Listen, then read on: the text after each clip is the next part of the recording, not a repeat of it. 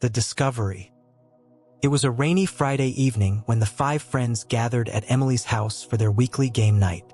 The storm outside rattled the windows, but inside, the atmosphere was warm and cozy. Emily, the hostess with a penchant for vintage decor, had prepared a spread of snacks and drinks. The usual suspects were there. Jake, the jokester with a knack for strategy games. Mia, the quiet but fiercely competitive one. Ryan, the skeptic who always questioned the rules. And Sarah, the peacemaker who just wanted everyone to have fun. The group had just finished a heated round of Catan when Emily disappeared into the attic to look for something new to play. She returned with a dusty, ornate box that none of them had ever seen before. The box was made of dark wood, with intricate carvings that seemed to shift and change when you looked at them too long. The lid was sealed with a brass clasp, and the words, "The game that plays you," were etched into the surface in elegant, flowing script. "Where did you get this?" Mia asked, her curiosity piqued. "I found it in the attic," Emily replied, brushing off a layer of dust. "It must have belonged to my grandparents or something. I've never seen it before, but it looks interesting." Ryan raised an eyebrow. "It looks creepy. Are we sure we want to play this?" "Come on, Ryan," Jake said, grinning. "Where's your sense of adventure? It's just a game." Sarah nodded in agreement. "Yeah, let's give it a try. If it's boring, we can always switch back to something else." Emily opened the box, revealing a beautifully crafted game board. The board was divided into sections, each with its own unique design and symbols. The pieces were small, intricately carved figures that looked almost lifelike. There were also cards, dice, and a small hourglass that seemed to glow faintly in the dim light. As they set up the game, they noticed that there were no instructions. "Weird," Mia muttered, flipping through the cards. "How are we supposed to play if we don't know the rules?" "Maybe it's one of those games where you figure it out as you go," Jake suggested. "Let's just start and see what happens." They each chose a piece and placed it on the starting point. The moment the last piece was in place, the hourglass flipped itself over, and the game began. The first move was simple enough.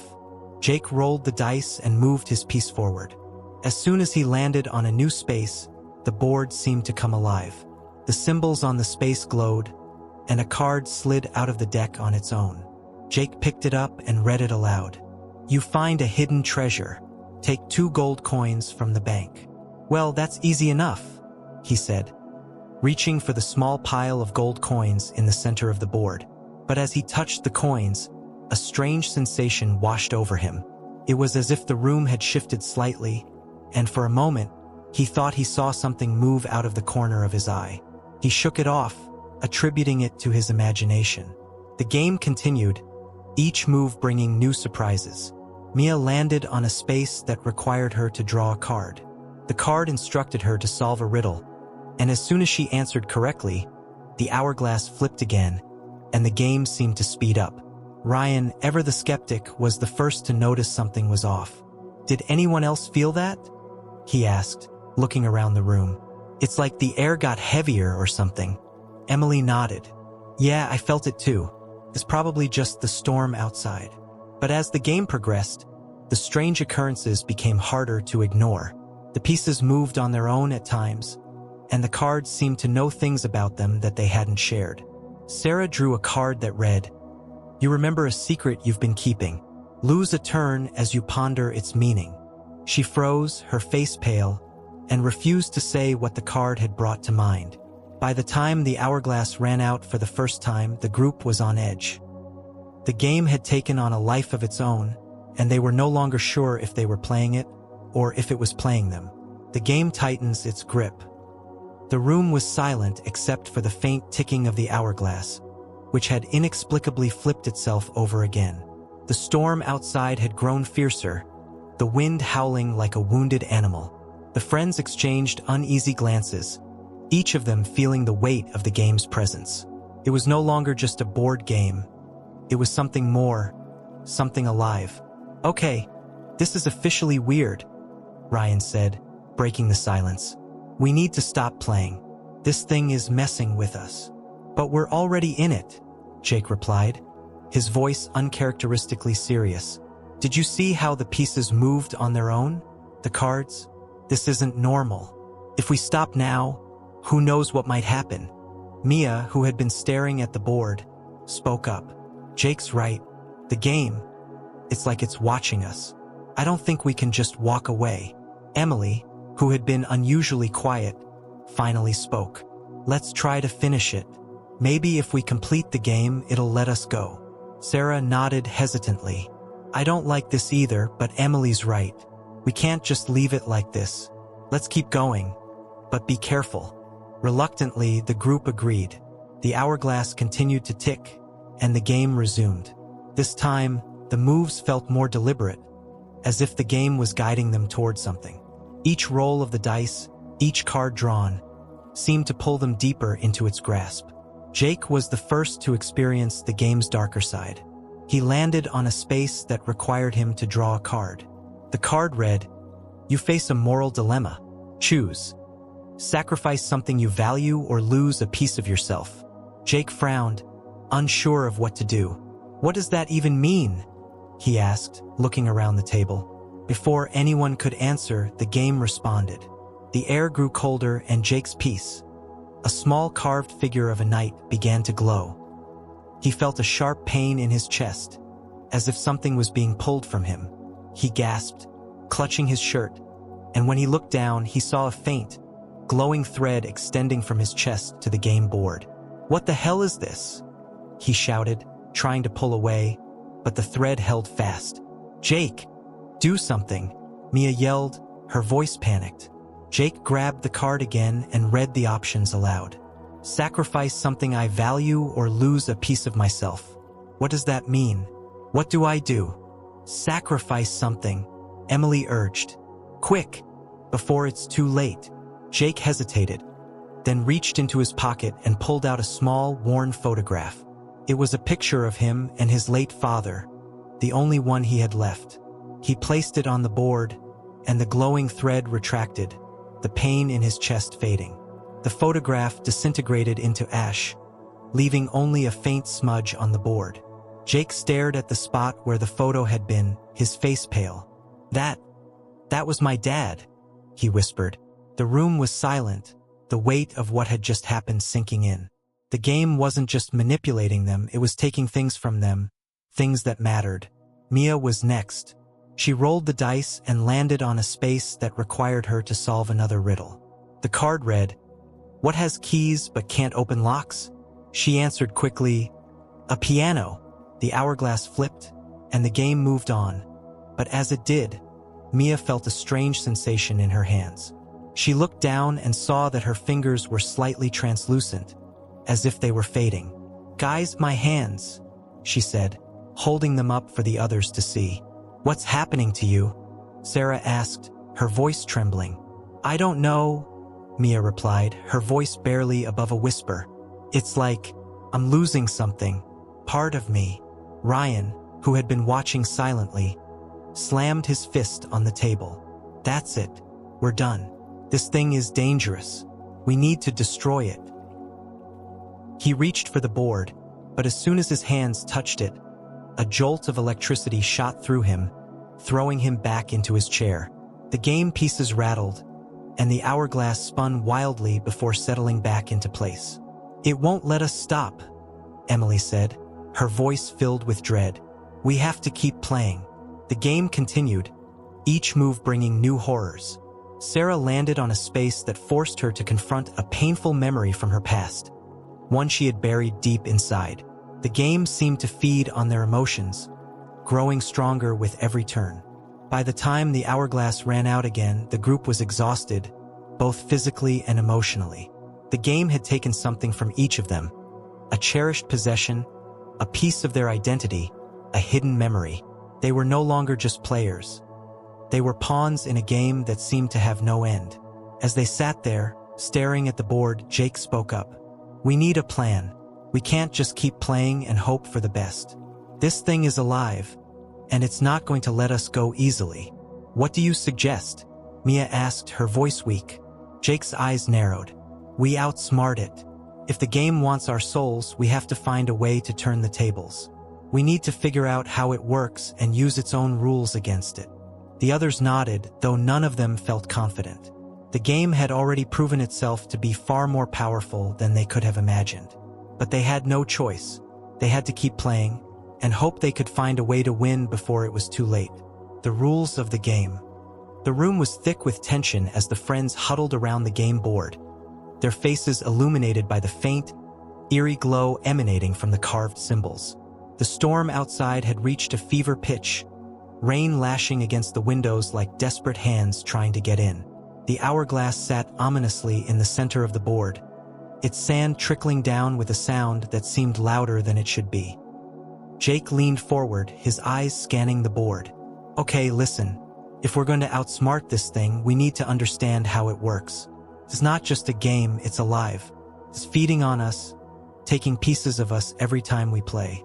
But it has to have rules, right? Even if they're twisted, there's got to be a way to use them against it. Ryan, still rubbing his hand where the game had shocked him, nodded reluctantly. Yeah, but how do we figure out the rules? There's no instruction manual, and every time we try to stop, it forces us to keep going. Mia, who was still staring at her fading hands, spoke up. What if the rules are hidden in the game itself? Like maybe the cards or the spaces on the board have clues. We just have to pay attention. Sarah, who had been unusually quiet since her turn, added, and what about the hourglass? Keeps flipping on its own, like it's controlling the pace of the game. Maybe if we can stop it, we can stop the game. Emily, who had been studying the board intently, pointed to a series of symbols near the edge. Look at these. They're not like the others. They're almost runes or something. Maybe they mean something. The group leaned in closer, trying to decipher the strange markings. Jake pulled out his phone and opened a translation app, but the symbols didn't match any known language. Frustrated, he put the phone down. It's no use. We're gonna have to figure this out the hard way. The hourglass flipped again, and the game resumed. This time, it was Ryan's turn. He rolled the dice and moved his piece cautiously, landing on a space that required him to draw a card. The card read, "You are faced with a choice. Trust your instincts or rely on logic. Choose wisely." Ryan frowned. What kind of choice is that? How am I supposed to know what to pick? Go with your gut, Jake suggested. The game seems to mess with our heads, so maybe logic isn't the way to go. Ryan hesitated, then said, I'll trust my instincts. The moment he made his choice, the board reacted. When the pain subsided, she realized she could no longer remember her first day of school. The memory was gone, erased as if it had never existed.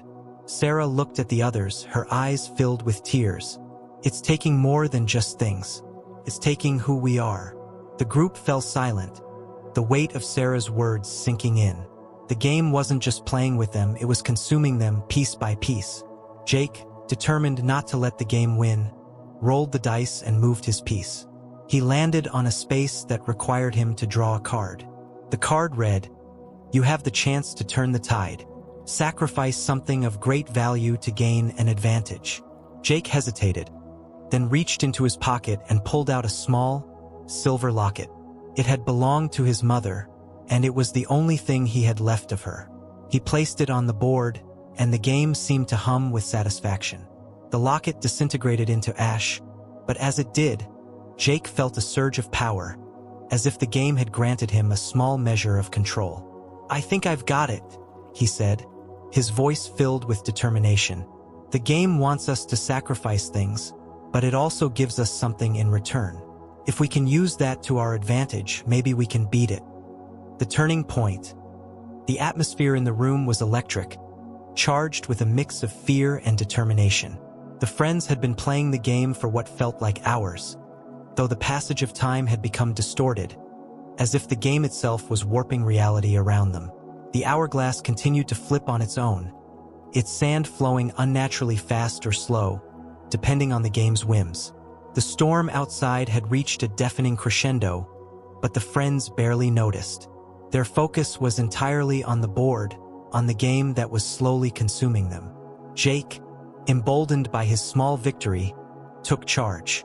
"Okay, we know the game feeds on our sacrifices. But it also gives us something in return, a little bit of power, a chance to influence the game. If we're smart, we can use that to our advantage. But what if it's a trap? Mia asked, her voice trembling. She was still holding up her hands, which were now almost completely translucent. What if the game is just luring us into giving up more? It's a risk, Jake admitted. But we don't have a choice. We have to keep playing, and we have to play smarter.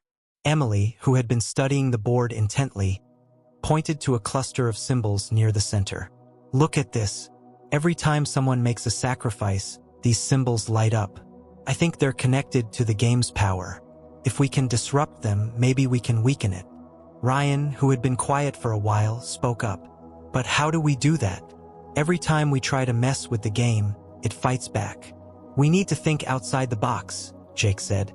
The game has rules, but it's not invincible. We just have to find its weakness.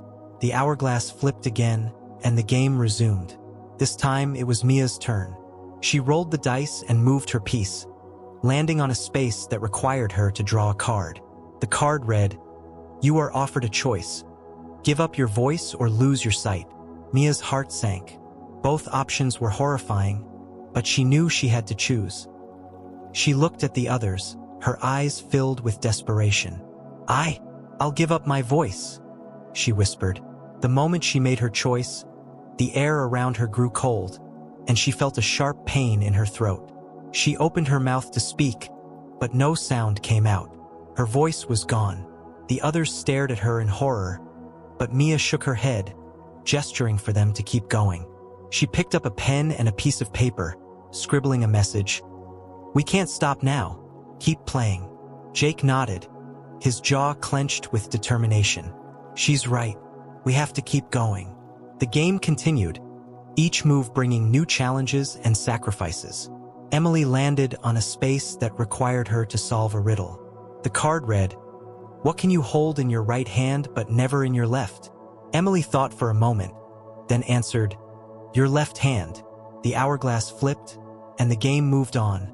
But as it did, Emily felt a strange sensation in her chest. She looked down and saw that her heart was glowing faintly, as if the game had marked her in some way. Sarah was next. She rolled the dice and landed on a space that required her to draw a card. The card read, "You are faced with a choice. Confront your greatest fear or lose a part of your soul." Sarah's hands trembled as she held the card. She knew what her greatest fear was: losing her family. The thought of confronting it was almost too much to bear, but the alternative was unthinkable. "I'll confront my fear," she said, her voice barely above a whisper. The room darkened, and Sarah felt herself being pulled into a vision. She was standing in her childhood home, but it was empty, abandoned. The walls were covered in dust, and the air was thick with silence.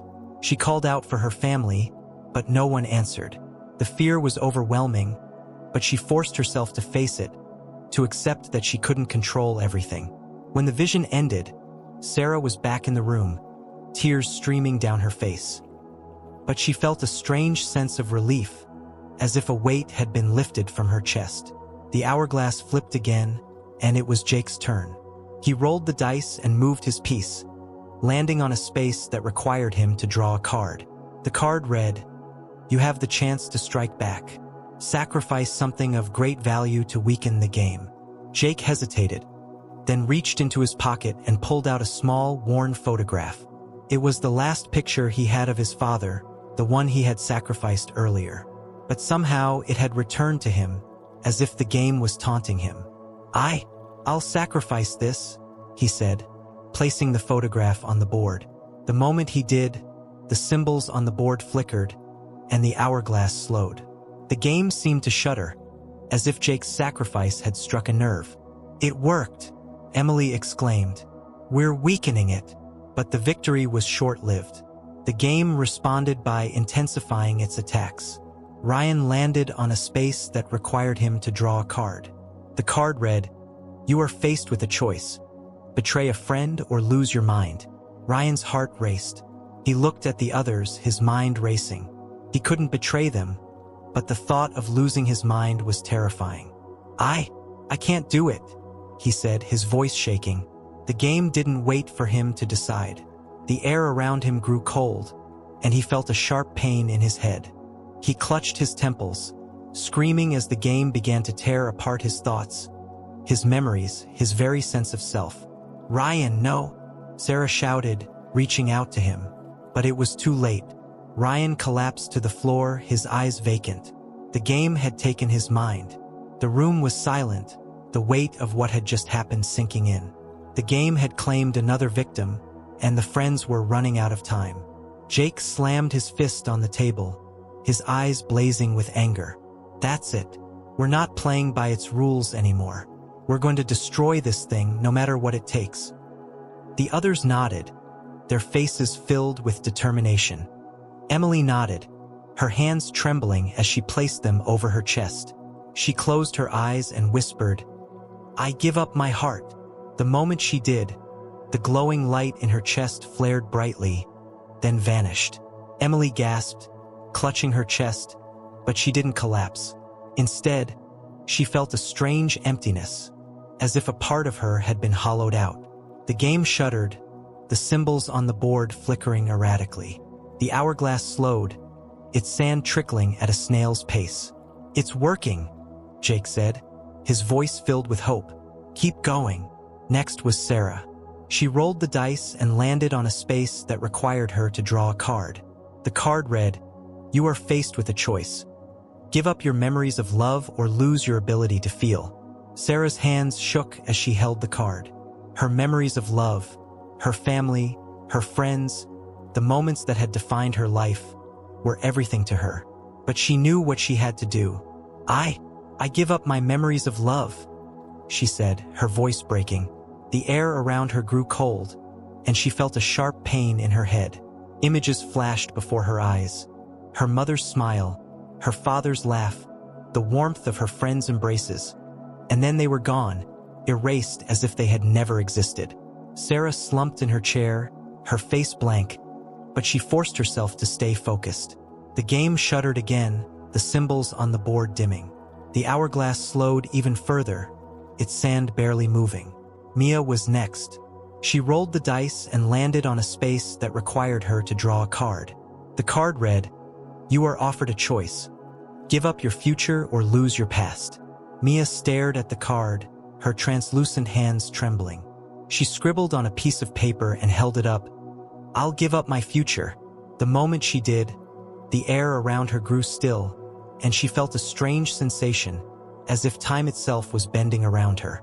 The game shuddered violently, the symbols on the board flickering like a dying light. Finally, it was Jake's turn. He rolled the dice and moved his piece, landing on a space that required him to draw a card. The card read, "You are faced with a choice. Give up your life or lose the game." Jake's heart pounded in his chest. He looked at the others. Emily, hollowed but determined. Sarah, her eyes empty but still fighting. Mia, her future sacrificed but still present. Even Ryan, lying on the floor, seemed to be holding on. "I'll give up my life," Jake said, his voice steady. The room fell silent. The game seemed to hold its breath, the symbols on the board freezing in place. Jake felt a sharp pain in his chest, and he collapsed to his knees, clutching his heart. But as he did, the game began to crack. The board splintered, the pieces shattered, and the hourglass exploded, its sand scattering into the air. The room was filled with a blinding light, and for a moment, everything was still. Then, as quickly as it had come, the light faded, and the game was gone. The board, the pieces, the cards, all of it had vanished, leaving only the friends and the empty table. Jake gasped, his heart pounding but still beating. He looked around the room, his eyes wide with disbelief. Did we do it?" Emily nodded, tears streaming down her face. "I think so. I think it's over." Sarah reached out and took Jake's hand, her grip weak but steady. "You saved us." Mia scribbled on a piece of paper and held it up. "Thank you." Ryan stirred on the floor, his eyes fluttering open. He looked around, confused but alive. What happened?" Jake helped him to his feet, a smile breaking through his exhaustion. "We won. The game's gone. The friends sat in silence for a long time, the weight of what they had been through settling over them. They had lost so much, pieces of themselves, memories, futures, but they had survived. And in the end, that was enough. As the storm outside finally began to subside, the first light of dawn crept through the windows, casting a warm glow over the room. The game was gone, but its scars would remain. And though they knew they would never be the same, they also knew they had each other. And that, perhaps, was the greatest victory of all.